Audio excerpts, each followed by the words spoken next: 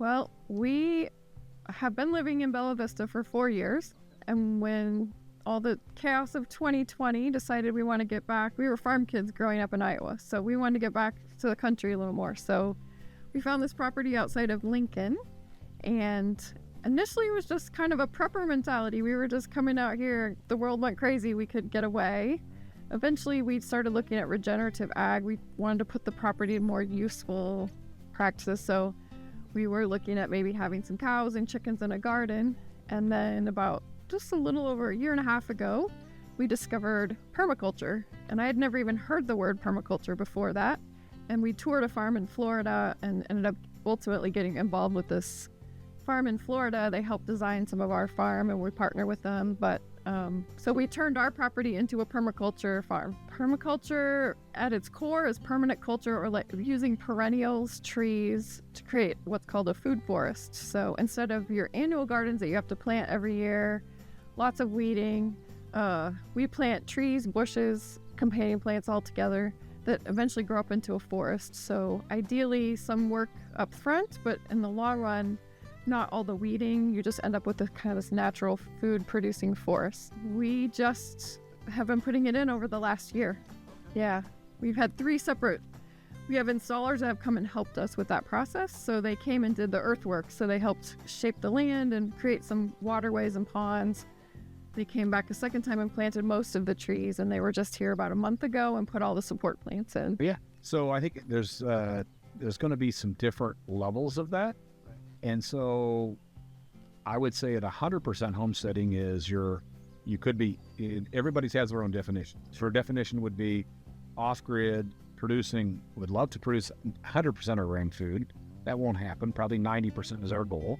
Producing the food off of our land here and having some livestock and so forth here. Said off-grid, solar, water, collection, all that, to be able to truly sustain ourselves and our community, people that would be here. And so that is what, to me, 100% of homesteading would be. Now, from that, and we have a creek that runs through here. It's never been dry. It's a natural spring about 5 miles away, so it's been running the whole time we've been here for 4 years. But for some people, it may not be possible to have your own water. Right? There's also a well here that was here before we got here.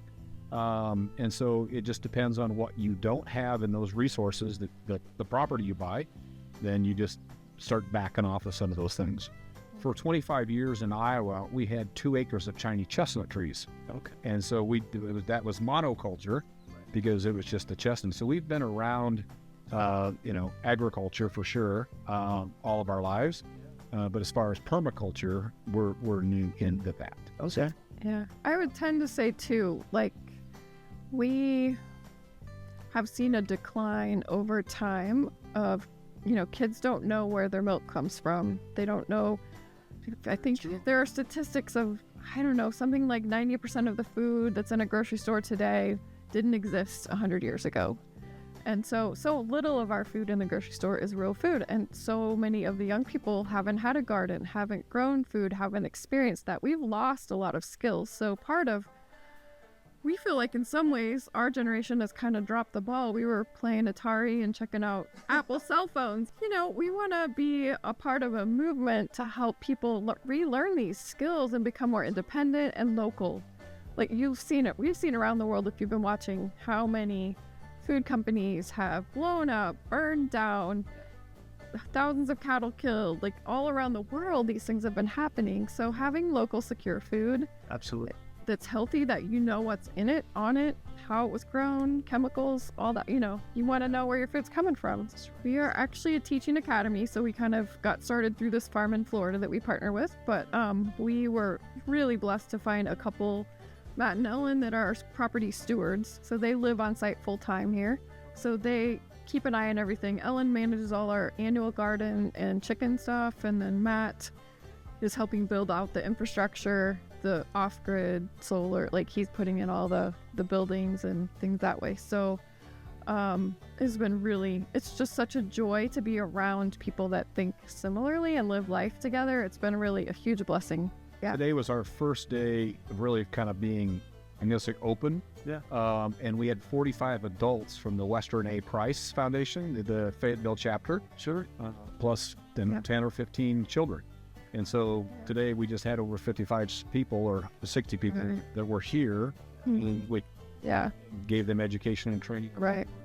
So we want to spread the word. So all those people came, hopefully some of them left inspired to do something more. Also, they could become a member. So we are a private membership association here. So ultimately, the people that are like-minded that want to come and be a part of and learn from us can join the private membership association. We have monthly meetings with different topics that we're going to cover, things we're going to research as a group, figure out. So the first one we're going to do is living in the private, which will be in July.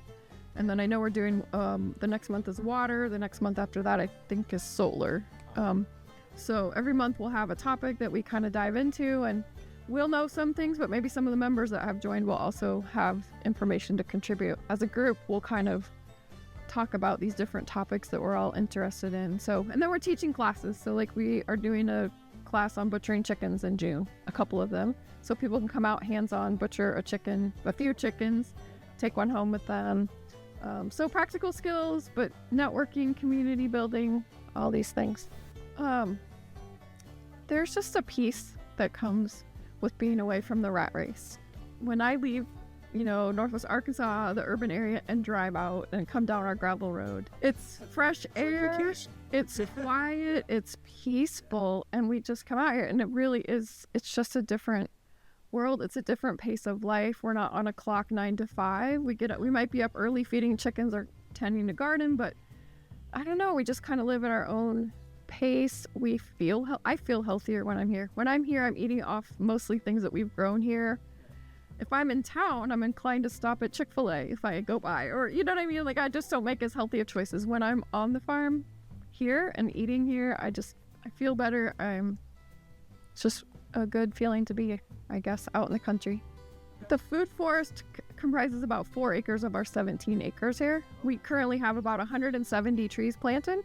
Every tree has a guild around it, which is a group of support plants that really help that tree survive and thrive and do well. So every tree has somewhere between 2 and 4 support plants in the guild with it.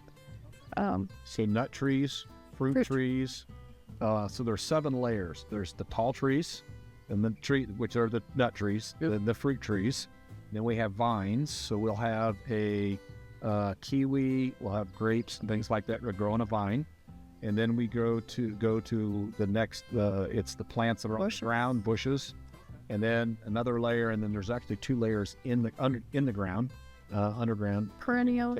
And some things like ground covers, herbs. It's like a whole ecosystem. Mm-hmm. Absolutely.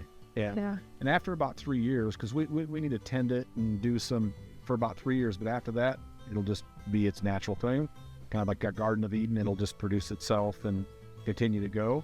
We'll do some grafting of trees to do some different things with, and one of our goals here is to send people home with some trees to let them plant them. Yes. Yeah. Ultimately, if we can narrow down the trees that are no-brainers for Arkansas, in our area specifically, that grow quickly, produce food, they're easy, they don't have a lot of pests, don't need to spray chemicals. If we can propagate those trees, and a mulberry would be one example of that. You can propagate a mulberry super easy. So if we have a bunch of mulberries, one of the things that really drew me into this movement with the group in Florida, he said, no one's safe unless everyone's safe. And what he meant by that was we could prep and have all the food in the world. And if someone comes and knocks on the door and needs help, I'm too soft-hearted. I'm going to try to take them in or help them.